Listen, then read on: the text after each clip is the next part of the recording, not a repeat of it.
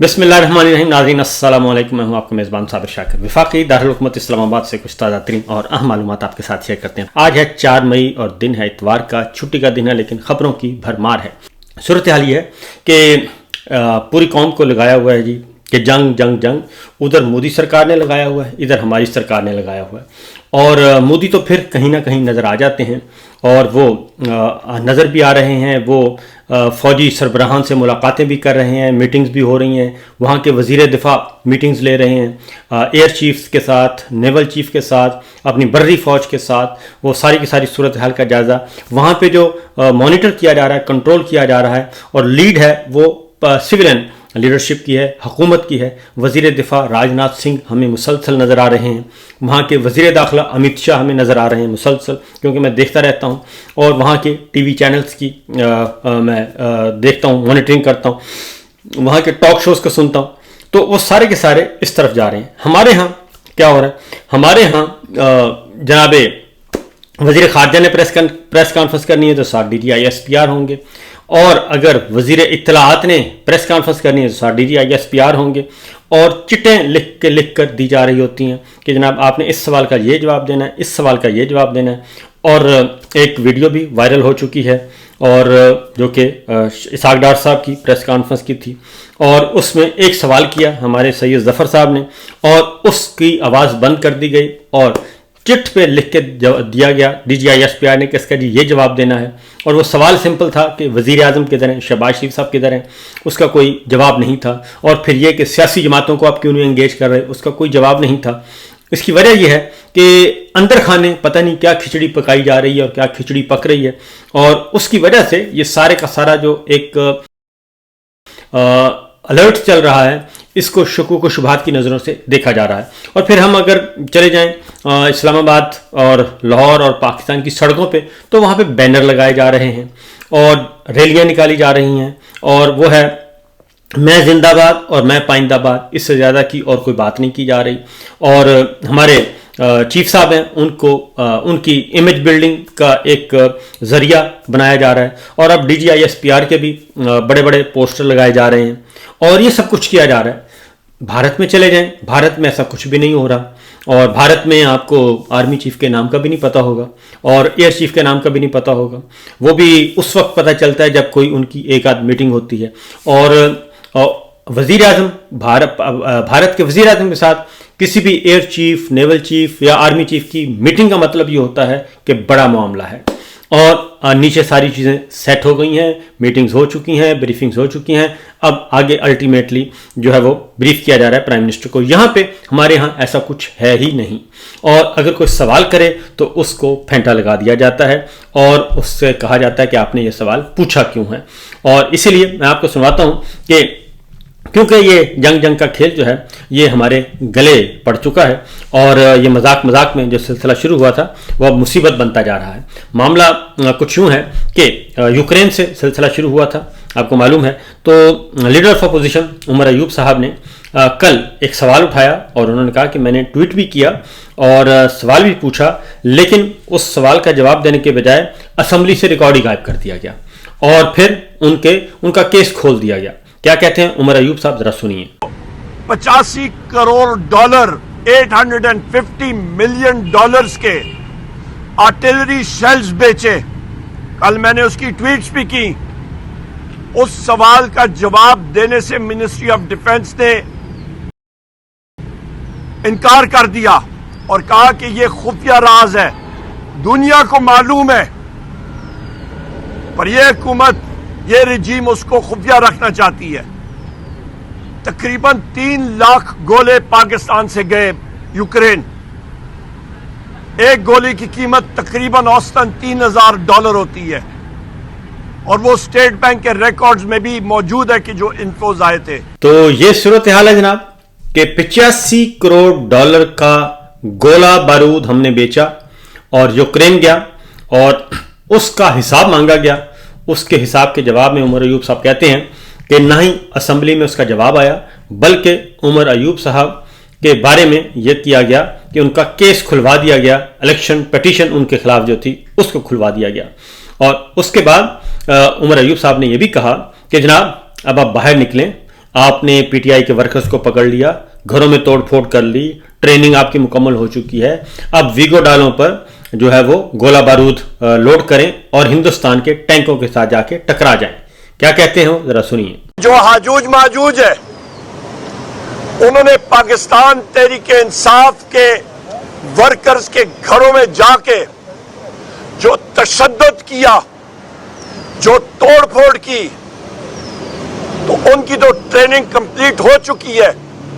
ہم لوگ یہی توقع کریں گے کہ ویگو ڈالوں پہ بم بارود باندھ کے وہ جا کے ہندوستان کے ٹینکوں کے ساتھ اپنے ویگو ڈالے ضرور ماریں گے اور اپنے جوہر کا صحیح وہاں پہ ہمیں دکھائیں گے کہ کتنے بہادر ہیں. بہت شکریہ. یہ سچویشن ہے جناب. اب ذرا آپ کو لیے چلتے ہیں کہ نواز شریف صاحب, شہباز شریف صاحب, مریم صاحبہ جواب نہیں دے رہی, اور اب ٹی وی اینکرز جو ہیں ہمارے دوست وہ بھی پوچھ رہے ہیں ان سے کہ جناب یہ ماجرا کیا ہے, نواز شریف صاحب کیوں نہیں بولتے. تو نون لیگ اب یہ کہنا شروع ہو گئی ہے کہ نواز شریف نریندر مودی کے خلاف, بھارت کے خلاف کوئی بیان نہیں دیں گے. شوکت پراچا صاحب نے اپنے پروگرام میں پوچھا کہ جناب رانا ثناء اللہ صاحب سے, اور یہی سوال پوچھا, ذرا سنیے کیا سوال تھا, کتنی تفصیل کے ساتھ تھا اور اس کا جواب کیا آتا ہے, ذرا سنیے جی. ہمارے شو میں تمام پولیٹیکل پارٹیز کے لوگ آتے ہیں. کچھ لوگ اعتراض کر رہے ہیں کہ میاں محمد نواز شریف صاحب جو آپ کے قائد ہیں انہوں نے ابھی تک کوئی بات نہیں کی, جنگ کے بادل باقاعدہ طور پر منڈلا رہے ہیں. میاں صاحب واقعی نہیں بات کرنا چاہ رہے یا کچھ اسٹریٹجی ہے ان کے ذہن میں؟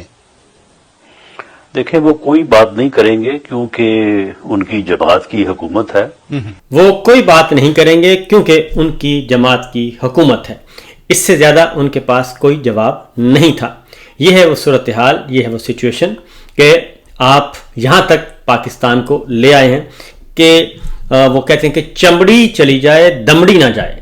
چمڑی کے بدلے میں دمڑی جو ہے وہ بچا لینی چاہیے. تو اس لیے وہ کہتے ہیں کہ جناب جنگ چھڑتی ہے تو چھڑ جائے, اور مودی جو ہے وہ دھمکیاں دیتے ہیں تو دیتے رہیں, لیکن میاں صاحب جو ہیں وہ ان کے خلاف کوئی بیان نہیں دیں گے.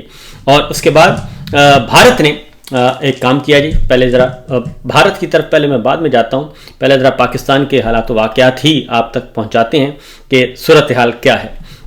اور ایک اور چیز بھی آپ کو بتا دوں کہ پاکستان میں پچھلے 3 سالوں میں پاکستان کا جو قرضہ ہے وہ 32,000 ارب روپے کا اس میں اضافہ ہوا ہے. یہ ریکارڈ کی بات ہے. اور 43,000 ارب روپیہ جو قرضہ ہے وہ ہم نے لیا 75 سالوں میں, 77 ایئرز میں, اور 2 سالوں میں ہم نے یہ لیا 32,000 ارب روپیہ کا قرضہ لیا. اور کس نے لیا؟ امپورٹڈ سرکار 1 نے, کاکڑ سرکار نے, اور پھر یہ جعلی سرکار نے, یعنی کہ اسی رجیم کے دور میں یہ لیا گیا. اس کے ساتھ ساتھ آپ کو یہ بھی بتا دوں کہ سچویشن جو اس وقت ہے ہمارے ہاں, پریورٹی کیا ہے.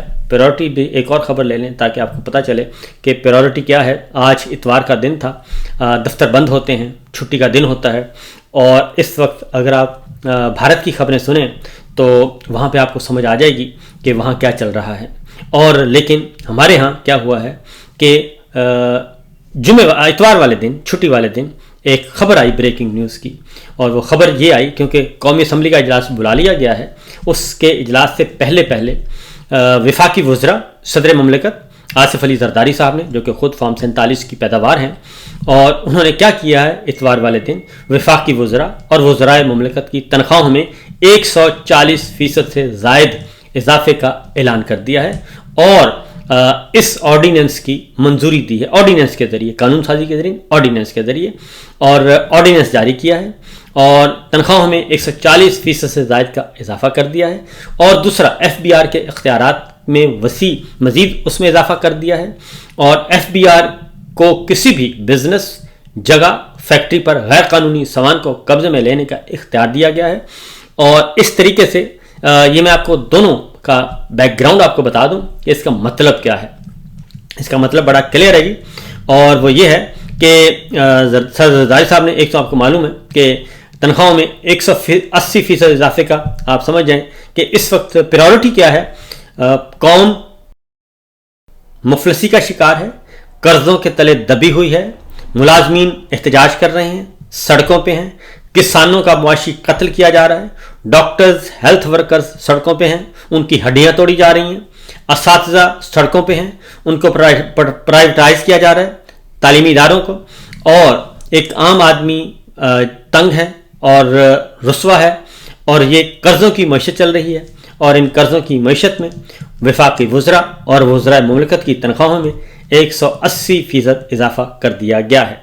और इस तरीके से इसका बोझ ये 1 जनवरी 2025 से किया गया है, यानी आज से 4 महीने पहले 1 जनवरी, यानी कि इनको बकाया जात भी मिलेंगे, जनवरी के भी, फरवरी के भी, मार्च के भी, अप्रैल के भी, 4 महीनों के बकाया जात इनको मिलेंगे। और उसके बाद आइंदा से ये होगा। और FBR का जो टैक्स रिकवरी का, इसमें मैं आपको बता दूं, ये जो दिया गया है इख्तियार स्पेशल, इसका मतलब बड़ा वाज़ेह है कि आप पॉलिटिकल विक्टिमाइजेशन का एक नया दौर शुरू होगा, और आपके कारखाने, आपकी फैक्ट्रियां, आपकी दुकानें, वो अब इस तरीके से, क्योंकि आप पे कोई भी एक नोटिस जारी किया जाएगा और कहा जाएगा कि आपने ये टैक्स सही नहीं दिया, टैक्स की रिकवरी करने आए हैं, लिहाजा क्या किया जाएगा जी, वो आपको, आपकी जगह को, आपके बिजनेस पॉइंट को, आपकी फैक्ट्री को, वो सामान कब्जे में ले लिया जाएगा कि जनाब ये गैर कानूनी है। जबकि हकीकत यह है कि 10 अरब डॉलर की तिजारत जो है वो हमें नज़र नहीं आई, वो ज़मीन खा गई या आसमान निकल गया, वो अभी हमें समझ नहीं आई। दूसरी जानिब एक और चीज़ जो एक अच्छी खबर है, हमारे दोस्त मालिक क्या कर रहे हैं हमारे साथ, तुर्की आ गया है, तुर्किया नया नाम है जी, और तुर्किया बहरिया के जहाज़ की कराची आमद हुई है, और ये कराची बंदरगाह पहुंचा है, खैर सगाली का विजिट है।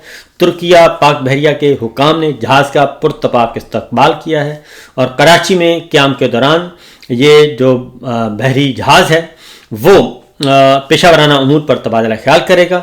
और ये एक तरह से आप यूँ समझें कि एक पाकिस्तान को एक मैसेज है दोस्ती का, और ये बहरी बेड़ा है, जंगी बेड़ा है जो कि आया है। तो इस तरीके से हमारी जो बहरिया है उसको ज़्यादा थोड़ी सी ताकत की ज़रूरत है, और हमारा तुर्किया के साथ पाक बहरिया का काफ़ी ज़्यादा दिफाई मामले में काफ़ी ज़्यादा ताउन है, और ये एक अच्छी खबर है। दूसरी जानब चाइना भी आपकी मदद के लिए तैयार है। फिल वक्त इतना ही, बाकी खबरें इंशाल्लाह अगले व्लॉग में। इजाज़त दीजिए, अल्लाह हाफिज़।